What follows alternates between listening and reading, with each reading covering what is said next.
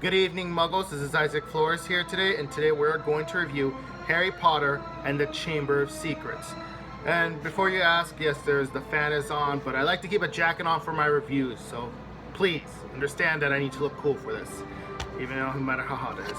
So yeah, we have Chamber of Secrets, the best of the Harry Potter films, and my personal favorite because hey, I grew up with this the most. I remember like waiting when I was a kid on ABC Family, now Freeform, and then all of a sudden Chamber of Secrets would come out and I immediately stop and just watch it. Very fascinating stories, to be honest.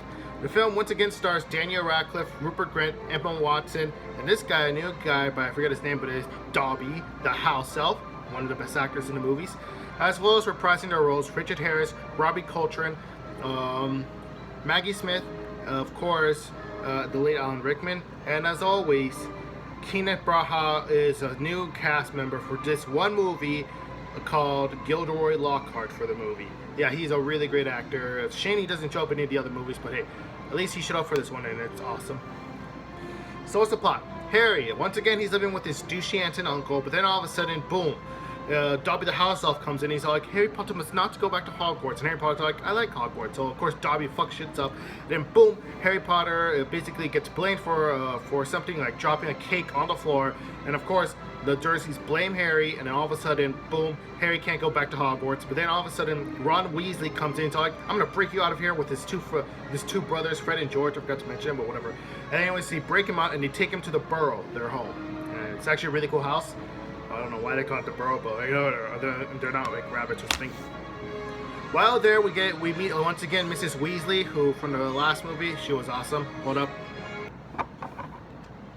We also get reunited with Percy Weasley. He was also from the last movie. Of course, we also get introduced to, of course, Arthur Weasley, one of the best father figures ever. And of course, we officially get introduced to my favorite character in the whole Harry Potter franchise, Ginny Weasley. She is by far my favorite character, and it sucks that her movie counterpart is so badly misshaped. But at least they didn't skip her. At least she's in it, and that's all that matters. So granted, I would have loved to see more of Ginny, but whatever. It's cool. Anyway, so he's at the Burrow, they're all having fun, and then of course the Hogwarts letter comes in and it tells them all that they have to go to Diagon Alley. To go to Diagon Alley, get their shit. Of course, Lucius Malfoy is all like, oh, I hate the Weasleys, and he takes one of the books and makes fun of them, and Arthur Weasley just punches him in the face and they leave, but he drops the books back into Ginny's cauldron and like whatever. It's actually a pretty funny scene. And then of course Harry's out to Hogwarts, and he's at Hogwarts, everything's at blast, but of course he can't go because the Burrow platform 9 3/4 is broken. It sealed itself. So anyways, Harry Potter and Ron Weasley have to go use the car of Arthur Weasley. They get there, Ron accidentally breaks his wand, which really sucks. If you break your wand, you can't do any spells. Luckily, I do have a wand. Once again, I got away from the Aurors. You don't want to know how I got away from them. It takes a lot of work from apparating school. So they were out there, and then of course, as soon as everything happens, boom, they crash into the Whomping Willow. It like breaks the car. It sucks. But then they get detention. So they're done with the detention, and then boom, turns out something bad happens. The Chamber of Secrets has been opened again, and a gigantic monster comes out and petrifies a bunch of students. It's up to Harry and his friends Ron and Hermione to save the day. While there, he plays the Quidditch match, the best Quidditch match in the game, and it turns out that the Chamber of Secrets has been opened again. Who knows? We'll just watch the movie, but in case you haven't noticed, boom, Chamber of Secrets open, and then of course Hermione gets petrified and all like, oh, what's really bad?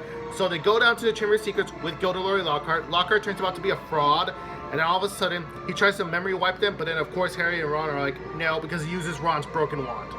And that's pretty stupid of him. But how did he get into Ravenclaw? I don't know. Gryffindor's still better.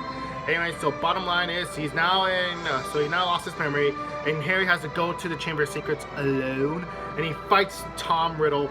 And you know, it turns out Ginny Weasley was the one who opened the Chamber of Secrets, and they're like, what? I didn't know that. So blah blah blah blah blah, and then boom, they introduces the Basilisk using parcel tongue like Harry. Yeah, Harry's a parcel mouth. You didn't know that? Well, apparently yeah.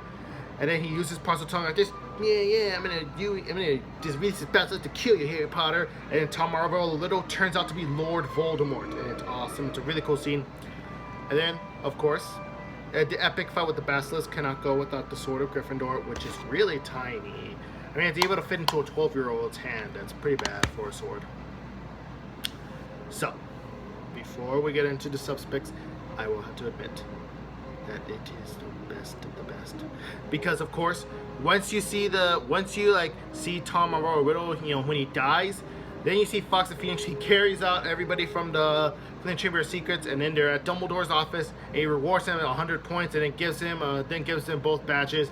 And then Hermione gets unpetrified, and that's awesome. And then they go out and they have they have a good day, and then they end their second year of Hogwarts School of Witchcraft and Wizardry. The best year of them all. Hagrid comes back. I forgot to mention he went to prison, but he's back now, and he's awesome. Yep. Sucks that they blamed him for everything, but whatever. Alan Rickman's still awesome, and they end their second year of Hogwarts. Boy, this movie's just so exciting. It gets me all stuttering, you know? Stuttering. Thoughts? Well, for one thing, this is the last Harry Potter film to have Richard Harris. He unfortunately died before the film came out, and it's very sad, but on the upside, at least we still have the others, and Michael Gambon's great as Dumbledore. We always love Dumbledore. And one more thing.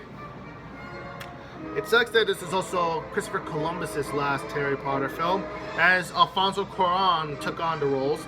But hey, at least it's plausible. And of course, there is still that awesome soundtrack. It won't get out of the way soon. And of course, there's still always the visual effects. Overall, fun family film, best of the Harry Potter franchises, and I highly recommend to all the family. And I'll see you next week for my review of Prisoner of Azkaban. 5 stars out of 5, 10 out of 10. Thanks for watching my review. I'll see you in the next review, people.